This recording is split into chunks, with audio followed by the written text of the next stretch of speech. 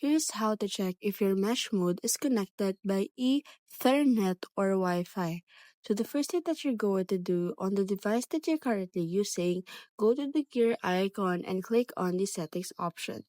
Afterwards, manage yourself to the network and internet options because this will be, you will see there the network or the current Wi-Fi that you are currently connected with using your device.